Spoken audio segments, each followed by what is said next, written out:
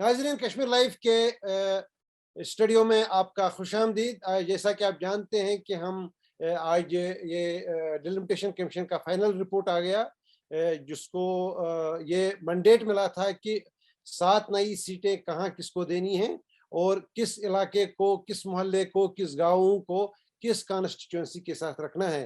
इन्होंने इस कमीशन ने जम्मू कश्मीर की असेंबली के 90 सीट्स की डिलिमिटेशन की है और 5 लोकसभा सीट्स के एरियाज भी नई, मतलब उनको अपनी नई टेरिटरी दी है।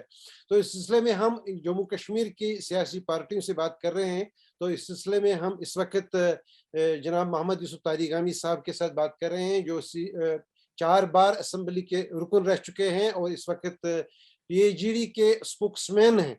तो हम इनसे इस बारे में बात करेंगे। तारिगामी साहब, आपका खुशामदीद कश्मीर लाइव के स्टूडियो में। Thank you very much. तो क्या लगता है आपको, डिलिमिटेशन कमीशन का फाइनल रिपोर्ट फाइनली आ ही गया है? तो आना कैसे ही देखते था, हैं आप इसे? आना ही था। ये जैसा कि आप बखूबी जानते हैं कि जब 5 अगस्त 2019 को जो आईन में तरमीम की गई और जो हमारे आईनी हुकूक उनको भी सलब किया गया, हटाया गया, और इसके अलावा बहुत ही ज्यादा ह्यूमिलेटिंग डिसीजन लिया गया पूरी आबादी के लिए, जम्मू के लिए, कश्मीर के लिए, लद्दाख के लिए। वो ये कि रीऑर्गेनाइजेशन एक्ट के नाम पर हमारी तारीखी हैसियत को घटाया गया और हमें 2 हिस्सों में तकसीम किया गया। ये आज तक कॉन्स्टिट्यूशनल हिस्ट्री में इंडिया की कोई मिसाल नहीं है ऐसी कि ऐसा किया गया हो। ये पहली बार हुआ और जम्मू कश्मीर से किया गया। इससे पहले भी नई रियासतें वजूद में आई, कई बड़ी रियासतों को रकबे के लिहाज से तकसीम भी किया गया, लेकिन कॉन्स्टिट्यूशनल प्रोविजंस के मुताबिक उन्हें रेफर भी किया गया। ऐसे तजावीज को मुतल्लिका असेंबलीज को, सिविल सोसाइटी को, यानी पब्लिक को रेफर किए गए ताकि उनकी राय को लिया जाए, शामिल किया जाए। एक वाहिद खत्ता है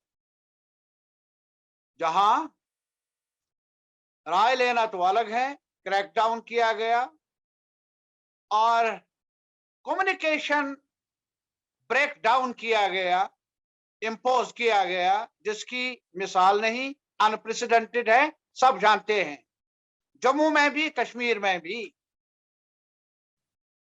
और ये जो रीऑर्गेनाइजेशन एक्ट है, रीऑर्गेनाइजेशन एक्ट के दायरे के अंदर तकसीम किया गया और आज तक रिवायत थी, जो यूनियन टेरिटरीज हैं उनकी मांग हुआ करती आई है कि वो स्टेट का दर्जा मांगते हैं, लेकिन इसके बरक्स पहली बार एक तारीखी हैसियत रखने वाले स्टेट को डाउन साइज किया गया।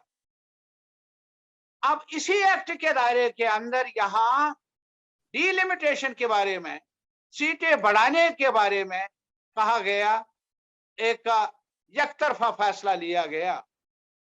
जो ये प्रोसेस यहां शुरू हुआ है डिलिमिटेशन के नाम पर, वो इसी एक्ट जिसे हमने चैलेंज किया है, या चैलेंज किसने किया, क्या किया, ना करें हम चैलेंज भी, हर वजह को मद्देनजर रखते हुए, हर कॉन्स्टिट्यूशनल प्रोसीजर को मद्देनजर रखते हुए, ये हर सूरत में अनकॉन्स्टिट्यूशनल है हमारी नजर में। हम ही नहीं, कई कानूनदान हैं मुल्क में जिन्होंने इस बारे में चर्चा किया है, जिन्होंने, कई लोग हैं जो जम्मू कश्मीर से ताल्लुक नहीं रखते हैं, उन्होंने भी चैलेंज किया है सुप्रीम कोर्ट के अंदर इस कानून को, ये जानते हुए कि ये आईन के दायरे के अंदर नहीं, आईन की खिलाफ वर्जी है। एक दूसरा, आप आईन को, मैं हैरान हूं यार, कभी हमें इल्जाम लगाया जा रहा था, कुछ लोग यहाँ ये आईन को मानते हैं तो हमें बुरा भला कहा जाता था। आज सरकार से हम कहते हैं यार भाई आईन तो खोलो, कॉन्स्टिट्यूशन ऑफ इंडिया।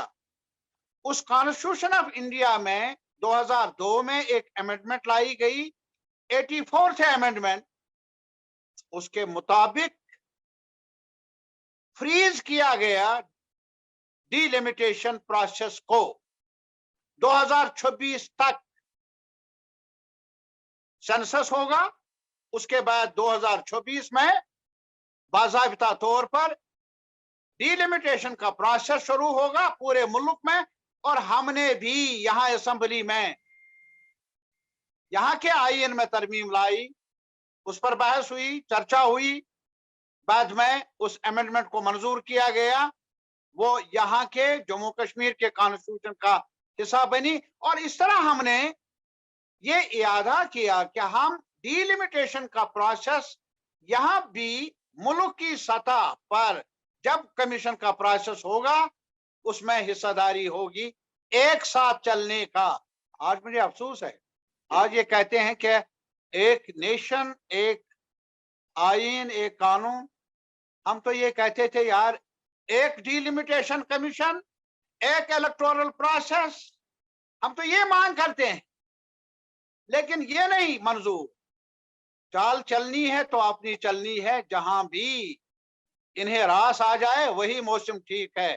मैं ये कहूंगा, ये रास नहीं आता है कॉन्स्टिट्यूशनल प्रोसीजर्स को, ये रास नहीं आता है कानून के चौकटे को, ये रास नहीं आता है जम्मू कश्मीर के लोगों को। लेकिन ये रास आए या ना आए, हकीकत ये है कि डिलिमिटेशन कमीशन का रिपोर्ट फाइनली आ ही गया। तो अब आप क्या करेंगे, आप क्या सोचते हैं? नहीं, इट इज नॉट है। आज तक क्या कुछ नहीं हुआ। मैं इमरजेंसी देखी है, मैं इमरजेंसी में जेल में था और मुझे एक सानहे का भी सामना करना पड़ा। अरे मेरे भाई, इमरजेंसी तो आप उस वक्त आप हमारे साथ बात करते कि इमरजेंसी आई है तो मान लो। अरे क्या मान लेंगे? हम मान लेंगे। आज भी हमने आईन का हलफ उठाया था तब जब हम असेंबली में थे, और हम आज भी अदा करते हैं कि हमारा जो कर्तव्य है वो मुकर्रर होगा, मुकर्रर हुआ है कॉन्स्टिट्यूशनल प्रोविजंस के दायरे के अंदर। और आज नहीं तो कल ये सिलसिला जो ये कोशिश कर रहे हैं आईन को मसक करने की, कानून को मसक करने की, मुझे उम्मीद है कि अगर आज सरकार नहीं सुन रही है तो मुल्क के अवाम को भी फैसला सुनाएंगे, इंतजार करेंगे।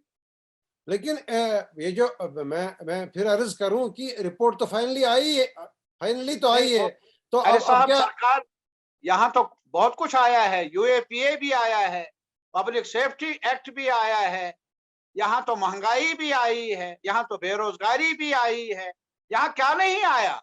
अखबारों पर कदगन भी आया है। तो इसके ये मानिए नहीं है कि आज अगर आज ये मैं सियाह को सियाह न कहूं, ये मेरे दायरे से, मेरे जमीर के दायरे से बाहर है।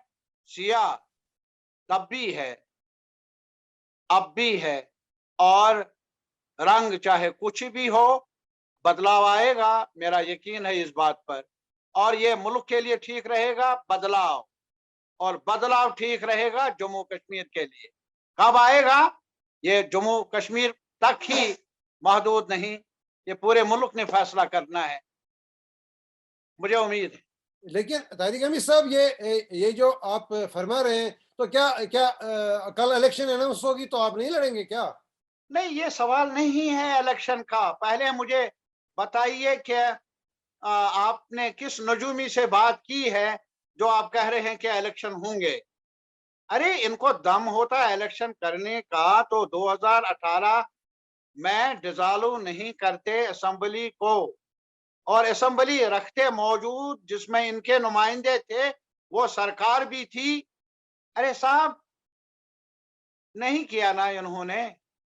क्योंकि वो असेंबली इनको मंजूर नहीं, और इसी वजह से उन्होंने रीऑर्गेनाइजेशन एक्ट और कॉन्स्टिट्यूशनल पोजीशन को बदल दिया।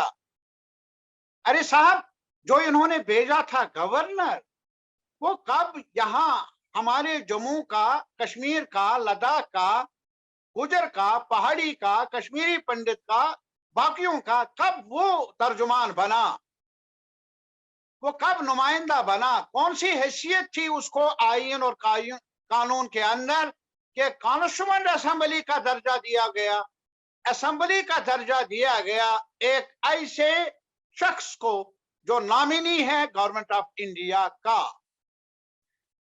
ये कई तारीख में कई उल्टे फैसले हुए हैं, लेकिन तारीख ने भी अपना फैसला सुना दिया है।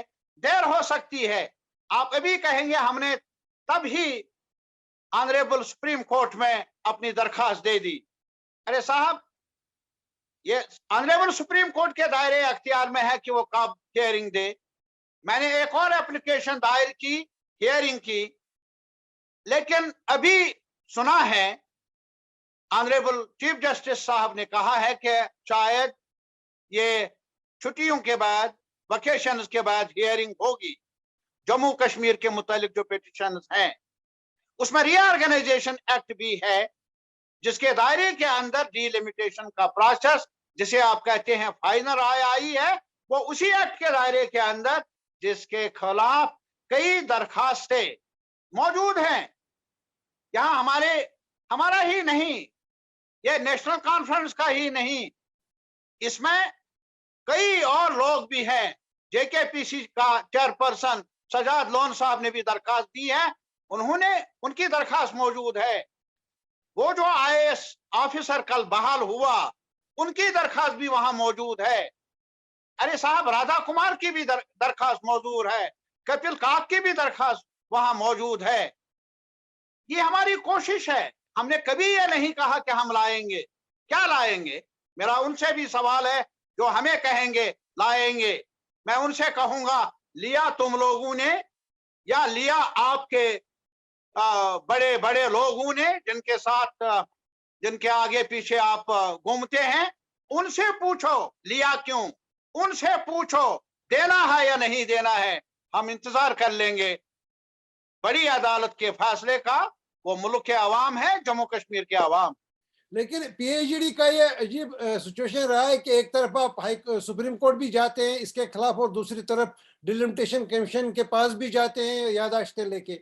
नहीं, मैं एक चीज गुजारिश कर लूंगा, हमने पहले भी कहा, जम्मू में शायद आपके नुमाइंदे थे, वहां आपने हर वक्त सही अक्कासी की है जो भी हमने कहा। आज भी आप अपने ही अखबार को देख लीजिए, हमने तब भी कहा, जब यहाँ डीडीसी के चुनाव हो गए, जम्मू में हमारी मीटिंग थी, यकायक ये खबर आई, ऐलान हुआ इलेक्शन है।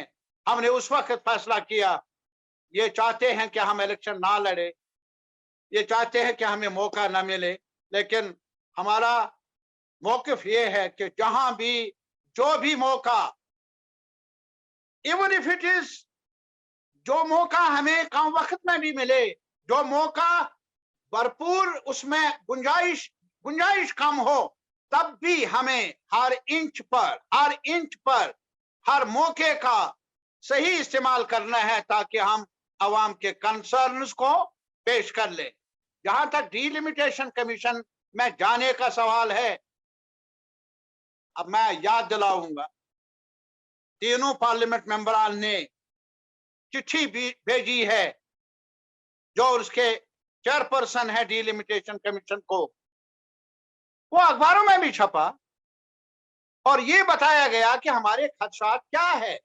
हमने आपस में मशवरा भी किया और इस नतीजे पर पहुंचे कि बाद में हमारे लोग हमसे ये सवाल कर लेंगे और हक बजानिब होंगे, क्या आपको अगर उन्होंने बुलाया गए क्यों नहीं, अपनी बात क्यों नहीं रखी, ये जानते हुए भी कि उनका इरादा क्या होगा, उन पर दबाव किनका होगा, उनकी मर्जी होगी नहीं होगी, लेकिन फिर भी जाना है और वो मुकदमा उनके सामने पेश करना है, जिसका वकालतनामा पीएचडी ने लिया है या और भी दोस्तों ने लिया। हम ही ठेकेदार नहीं है इस मुकदमे के, कई और लोग भी है, जो लोग हमारी सफों से बाहर भी है। एक शहरी होने के नाते उनका भी कंसर्न है और वो भी बजा तौर पर अपनी आवाज उठाते रहे हैं। तो इस वजह से मैं आज भी आपको ये कहना चाहूंगा, जहां तक पीएचडी का ताल्लुक है या सेहतमंद सियासी कुव्वतों का ताल्लुक है, उन्हें कहीं भी कभी भी कोई भी मौका, कमजोर सही अपॉर्चुनिटी मिले, उसका इस्तेमाल करना चाहिए। नतीजा क्या निकले, हमें इस नियत से हर अपॉर्चुनिटी को देखना होगा कि क्या हम अपना नुक्ता निगाह पेश करने में बजा है, या हम अपने अवाम की सही ढंग से नुमाइंदगी कर सकते हैं या नहीं, उसके मुताबिक फैसले लेने चाहिए। और ऐसा हमने किया, ऐसा ही आने वाले वक्त में भी होगा। तरीके साहब, आखिर पे ये बात पूछ लूं मैं आपसे, आप तो डिलिमिटेशन एक्सरसाइज को रीऑर्गेनाइजेशन एक्ट का हिस्सा समझ के जिसको आपने चैलेंज किया है, तो इस पर आपके एतराजात हैं। कल अगर बिल मतलब इलेक्शन अनाउंस होती है तो आप उसमें पार्टिसिपेट तो कर ही लेंगे, लेकिन क्या आपकी क्या आपकी पार्टिसिपेशन एक्सेप्टेंस नहीं है इस एक्सरसाइज की? ये नहीं, कभी ये बड़े, मैं एक चीज बताऊंगा यार, जब इमरजेंसी में कुछ अमेंडमेंट्स लाई गई थी, उसके बाद भी मुल्क में ये सवाल हुआ क्या इलेक्टोरल प्रोसेस में शामिल होना एक्सेप्टेंस है।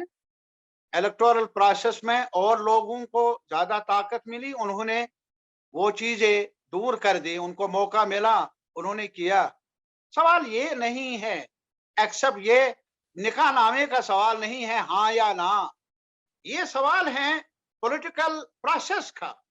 सवाल ये है कि आप एक सरकार जो ठोंस रही है अपने फैसलों को, अभी मेरी नजर के मुताबिक डिलिमिटेशन कमीशन का एहतराम करते हुए जो उन्होंने किया, हमारी नजर में एक हुक्मरान पार्टी के एजेंडे के दायरे के अंदर किया, जो मुझे कल भी मंजूर नहीं था, आज भी नहीं। लेकिन इस एजेंडे का मुखालफत करने का, तनकीद करने का, इसके मद्देमुकाबल खड़ा होने का जो भी अपॉर्चुनिटी मुझे मिले, मैं उसका इस्तेमाल कर लूंगा।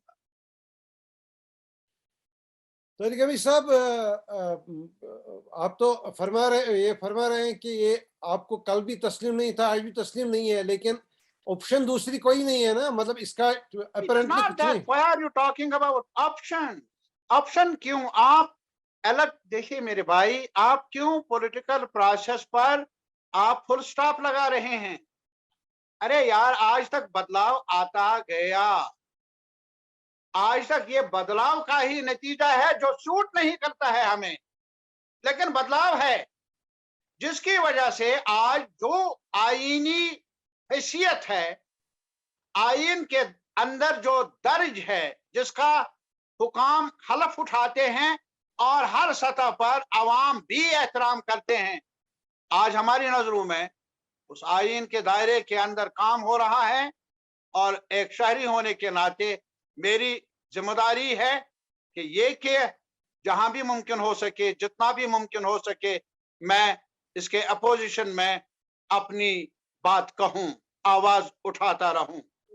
खामोशी एक्सेप्टेंस होगी, खामोशी कबूलियत का दर्जा होगा। और मुझे उम्मीद है कि हमारे अवाम समझदार हैं, जहां से भी मौका मिलेगा, छोटी सी एक ओपनिंग कहीं से भी होगी, हम उसका पूरा ख्याल रख लेंगे ताकि अवाम के हक में बात करने का मौका मिले, बात को आगे बढ़ाने का मौका मिले। तारिक अमीर साहब, अगर एक सेकंड के लिए हम इसको डिलिंक करेंगे रीऑर्गेनाइजेशन एक्ट के हवाले से, तो आपको इस डिलिमिटेशन कमीशन की फाइनल रिपोर्ट में क्या क्या खूबियां लग रही हैं? नहीं, मुझे अभी तक कुछ नहीं लगा। मैं बताऊंगा एक चीज, पहले ये अमेंडमेंट लाई गई थी 2002 में कि फ्रीज है ये डिलिमिटेशन का प्रोसेस, तो मैं तो उस आइन की बात करता हूं। अगर आइन ने फ्रीज लगाया है, ये तो आईनी अमेंडमेंट है यार। ये तो मैंने नहीं किया, आपने नहीं किया, ये हमारा प्राइवेट कंसर्न नहीं है, ये तो एक बड़े एक हमारा जो एक लाहे अमल है जम्मू कश्मीर को साथ लेकर पूरे मुल्क का, क्या गवर्नेंस कैसी हो, कानून कैसे हो, इंडिया कैसा हो, उसको तो कॉन्स्टिट्यूशन मुकर्रर करता है। ये किसी की विम का सवाल नहीं है। बड़े आदमी आज बैठे और वो कानून के दायरे के अंदर चले, आईन से बाहर चले और हम खामोश रहे एज सिटीजन, नेवर, मुनासिब नहीं। चले चले तारिक मैं अमीर साहब, मानता हूं बर्तरी है, ताकत है, लेकिन ताकत जिसकी लाठी उसकी भैंस वाली बात नहीं चलेगी। हम तब भी कहेंगे भैंस मेरी है, लाठी बेशक आपकी है, वक्ती तौर पर। तारिक अमीर साहब, आखिर में ये बता दें कि ये अब पीएचडी एक पार्टी होके इलेक्शन लड़ेगी?